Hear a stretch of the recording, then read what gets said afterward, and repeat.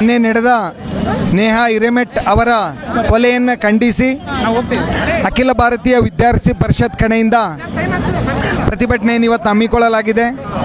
ಈ ಪ್ರತಿಭಟನೆಗೆ ಮುಖ್ಯ ಕಾರಣ ಯಾವ ಜಿಹಾದಿ ಮನಸ್ಸಿನ ಫಯಾಜ್ ಯಾವುದೇ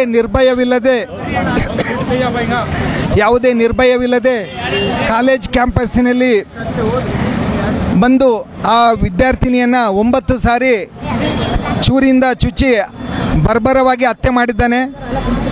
ಹತ್ಯೆ ಮಾಡಿದ ನಂತರ ಅವನನ್ನು ಪೊಲೀಸರು ಬಂಧಿಸಿದ್ದಾರೆ. ಈ ಬಂಧನ ಮಾತ್ರ ನಮಗೆ ಸಾಕಾಗಂಗಿಲ್ಲ.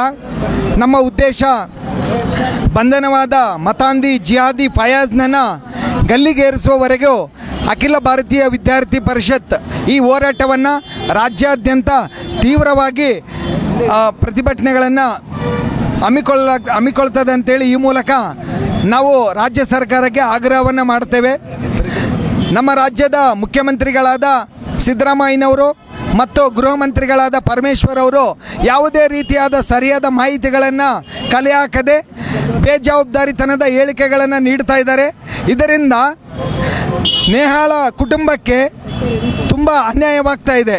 ಯಾವ ಜವಾಬ್ದಾರಿಯುತ ಸ್ಥಾನದಲ್ಲಿರುವ ಅಧಿಕಾರಿಗಳು, ಮುಖ್ಯಮಂತ್ರಿಗಳು ಮತ್ತು ಗೃಹ ಮಂತ್ರಿಗಳು ಬೇಜವಾಬ್ದಾರಿತನದ ಹೇಳಿಕೆಗಳನ್ನು ನೀಡಿದರೆ ಪೊಲೀಸ್ ವ್ಯವಸ್ಥೆ ಮೇಲೆ ನಮಗೆ ನಂಬಿಕೆನೇ ಬರೋದಿಲ್ಲ. ಹಂಗಾಗಿ ಇದು ನಿಷ್ಪಕ್ಷಪಾತವಾಗಿ ತನಿಖೆ ಆಗಬೇಕು. ಮತ್ತು ಈ ಮೂಲಕ ಸರ್ಕಾರಕ್ಕೆ ಆಗ್ರಹ ಮಾಡ್ತೀನಿ, ನೀವೇನೋ ಗ್ಯಾರಂಟಿಗಳು 5 ಗ್ಯಾರಂಟಿಗಳು ಕೊಡ್ತೀವಿ ಅಂತೇಳಿ ಅಧಿಕಾರಕ್ಕೆ ಬಂದಿದ್ದೀರಿ. ನಮಗೆ ಯಾವುದೇ ಗ್ಯಾರಂಟಿಗಳು ನಮಗೆ ಬೇಡ. ನಮಗೆ ಬೇಕಾಗಿರೋದು ಮಹಿಳೆಯರ ರಕ್ಷಣೆ, ವಿದ್ಯಾರ್ಥಿಗಳ ರಕ್ಷಣೆ. ಈ ಗ್ಯಾರಂಟಿಗಳನ್ನು ನೀವು ಸೂಕ್ತವಾಗಿ ಕೊಟ್ಟರೆ ನಮಗೆ ಅಷ್ಟೇ ಸಾಕು. ನಿಮಗೆ ಯಾವುದೇ ಬಿಟ್ಟಿ ಗ್ಯಾರಂಟಿಗಳು ನಮಗೆ ಬೇಡ ಅಂಥೇಳಿ ಈ ಮೂಲಕ ನಾವು ABP ಕಡೆಯಿಂದ ಆಗ್ರಹ ಮಾಡ್ತಾ ಇದ್ದೀವಿ. ಕೊನೆಯ ಬೇಡಿಕೆ ನಮ್ಮದು, ತಕ್ಷಣವೇ ಎನ್ಕ್ವೈರಿ ಮಾಡೋದ್ರ ಮೂಲಕ ಮತಾಂಧಿ ಫಯಾಜ್ನನ್ನು ತಕ್ಷಣವೇ ಗಲ್ಲಿಗೇರಿಸ್ಬೇಕಂತೇಳಿ ಈ ಮೂಲಕ ನಾವು ಆಗ್ರಹಿಸ್ತಾ ಇದ್ದೇವೆ. ಶರಣ್ ಪಾಟೀಲ್.